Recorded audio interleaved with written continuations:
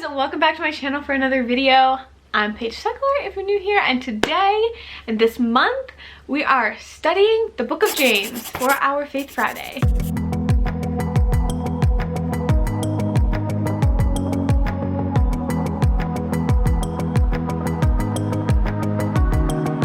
I'm really excited for this month because this month we are doing an entire chapter series. So if you're new to my channel, each Friday I upload a Faith Friday video.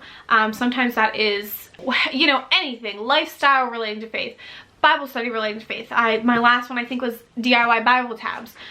So every Friday I do upload a faith related video. So in the month of May there are 5 Fridays and there are 5 chapters in the book of James, and so that is what we are going to be studying. I actually had just finished this study myself, and James is probably my favorite book in the Bible. I mean, I don't want to pick a favorite, but like if I had to. Before we get started, I am going to show you my Bible. I am using the She Reads Truth Christian Standard Bible. I love this book. If you are interested in how I got my Bible tabs, check out this video. A little disclaimer I want to give is, like, I don't want to come off as I'm preaching to you, because I don't need to feel that way. I am simply just studying the Bible with you. So one of my favorite things to do when I watch other Christian YouTubers filming these videos is literally prop my iPad up, and as I'm studying my videos, study along with them. If you can do that, awesome. If you can't, that's fine too. But I find that that's the best way to take, you know, some things out of this study. What I really like about my Bible, and one thing that really helps me understand my chapters, is at the beginning of each book, there is a chapter overview, and I really feel like that helps me understand the chapter I'm about to read. So yeah, we are just going to jump into chapter 1. Literally every time I read James, I learn something new, to the point where my pages are actually kind of hard to read. Like, this is what I've got going on here.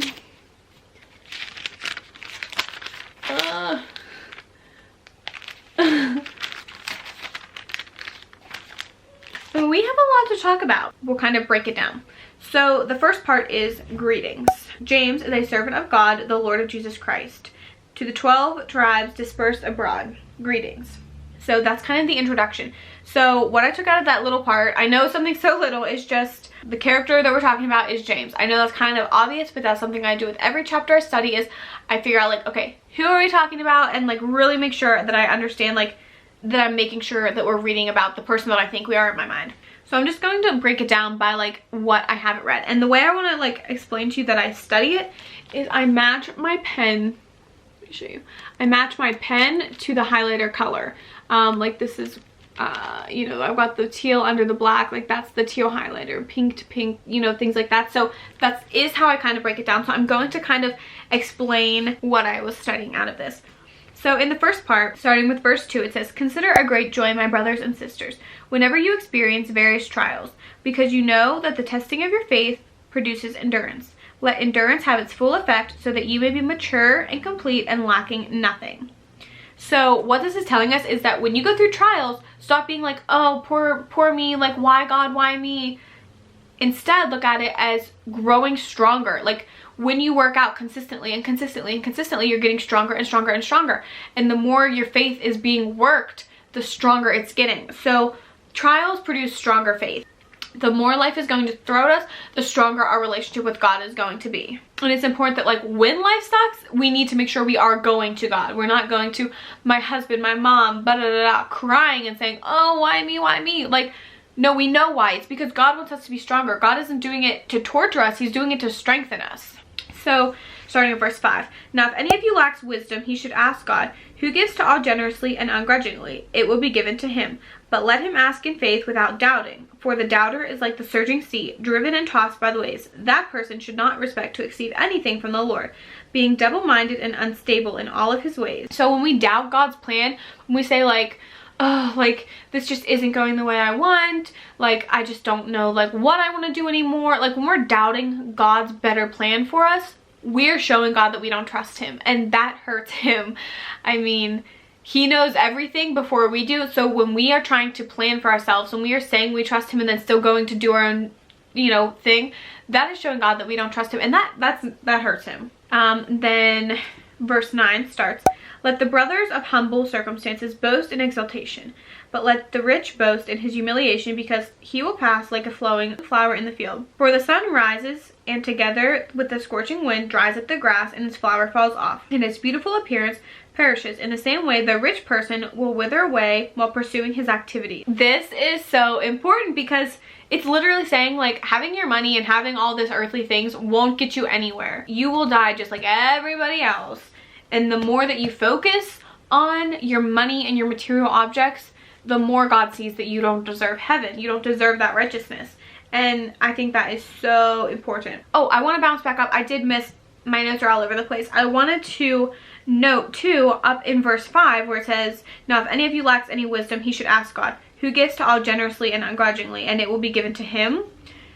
God is giving. God is always giving to us. He is never saying, well, he already has this, so he doesn't need this. God is always giving, even to those that don't deserve it.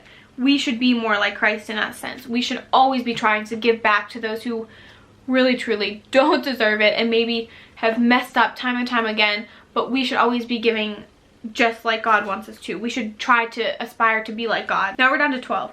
Blessed is the one who endures trials, because he has withstood the test, and he will receive the crown of life that God has promised to those who love him. So Jesus's entire life was a struggle. It was hard, and he always showed kindness and mercy, and he always just smiled at the world when the world was throwing rocks at him. He showed kindness, and we should try to be that same way. We are called to the same standards that Jesus was. Yeah, we will never amount to the same, but we're still called to be a little disciple of Jesus. 13.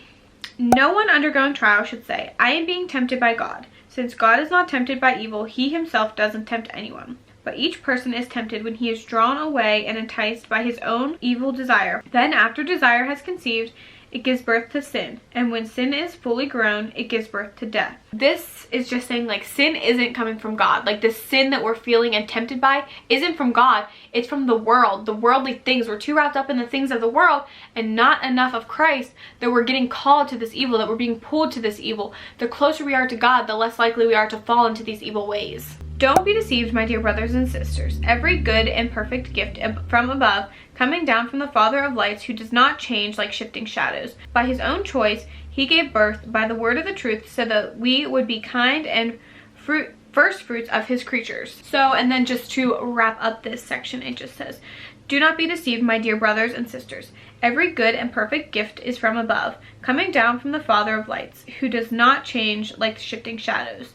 By his own choice, he gave birth to the word and the truth, so that we would be kind and the first fruits of his creatures. So God gave us this word. Don't stress out. Like, God gave us this to learn from, and he made the choice to be what he was, and he made the choice. He knows what's going on with us. He gave us this truth so that we can act like him. He gave us this book, and that's something that we need to know, is that God gave us this to give us an example of how to act like him. Sorry, I had to change my camera battery. So that was it for the sections on trials and maturity. Now we're down to hearing and doing the word. Start at 19, and it says, my dear brothers and sisters. And notice throughout the whole book of James, actually something to pay attention to is he is always calling us his brothers and sisters. He is talking to us in relation. We're not strangers to him. We are his brother and sisters. Like, that is so special. That is how close we actually should be to God. That's how close he feels that we are to him. And that is so important. If you pay attention as we continue to study James, you'll see that he keeps calling us brothers and sisters. So at 19, my dear brothers and sisters, understand this. Everyone should be quick to listen, slow to speak, and slow to anger. For human anger does not accomplish God's righteousness. Therefore, ridding yourselves of all moral filth and the evil is so prevalent, humbly receive the implanted word, which is able to save your souls. I have a hard time applying this one. Right here, we're reading that God says, be slow to anger and slow to speak. We need to be quick to listen. And that is something I am so guilty of. And I'm really trying to do. And it's one thing to just read it, but it's another to actually try to apply it, because, like, it's telling us anger is going to produce no goodness in our lives. So the more angry we get, the worse off we're going to be. Actually, it's funny because this next part, starting at 22, is going to tell us how reading the Bible and living the Bible are two very different things, that we need to be living the Bible. If we are just reading it and not living it, we are getting nowhere. But be doers of the word and not hearers only, deceiving yourselves.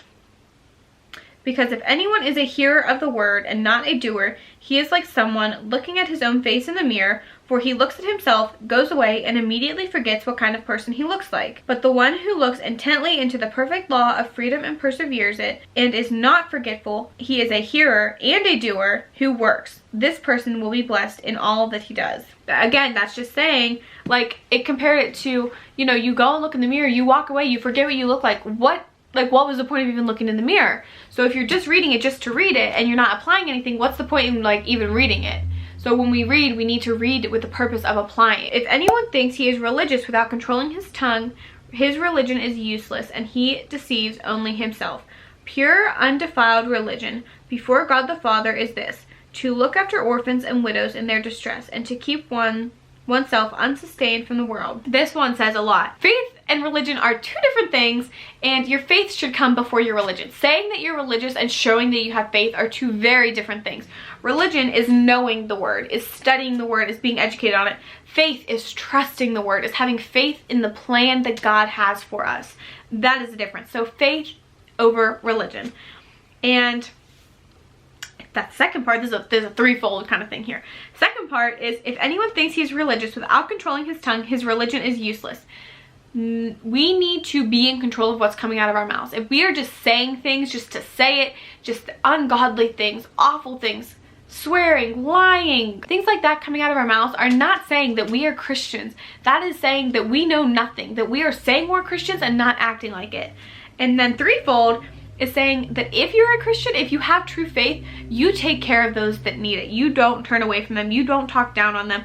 You take care of the world when the world needs help.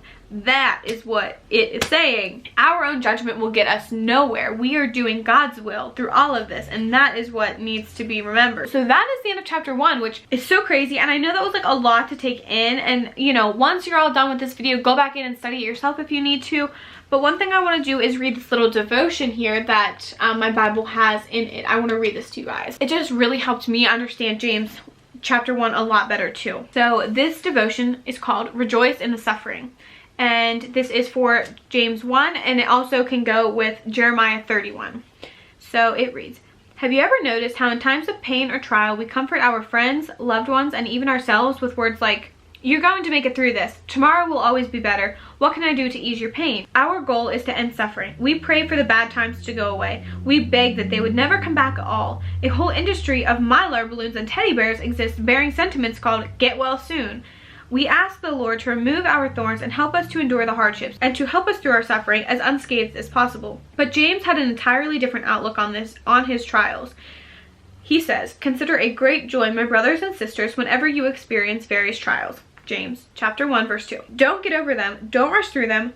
Don't get past them. Rejoice in them. I think that is so important. We need to rejoice in our trials, which is like the very last thing we want to do. James tells us not to be so hasty to escape the faith-testing valleys, because those valleys contain the fertile soil needed to produce steadfastness.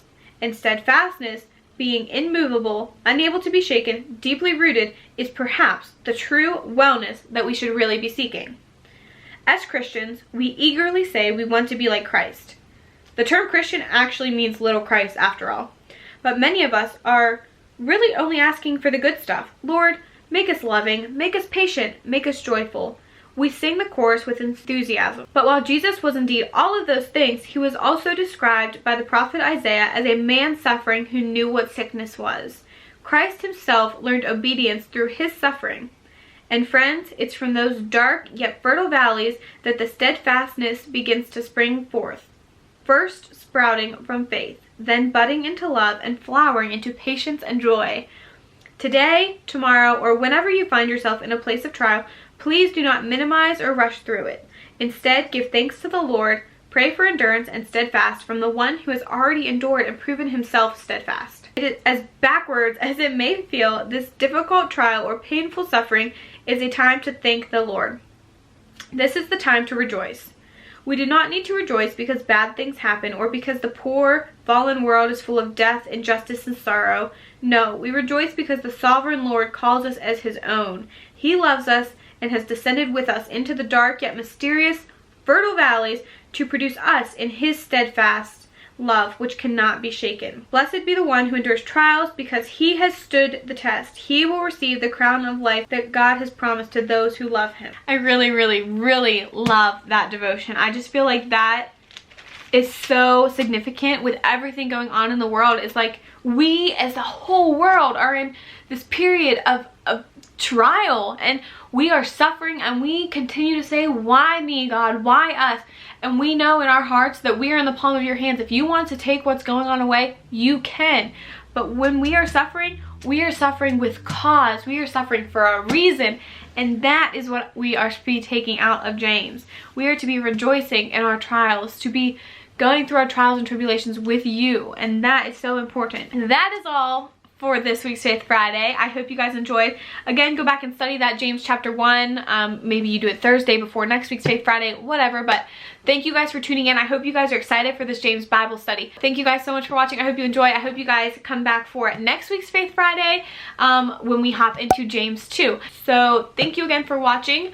And I will see you Monday if you come around for that. If not, I will see you for Friday. Stay happy, stay healthy, and remember to not ask God why he's doing what he's doing, because his plan is greater than our own, and in the end, we're just going to be closer to him. So thank you guys for tuning in. I pray for all of your health and wellness and safety and happiness, and just go throughout this week doing things that God would want you to.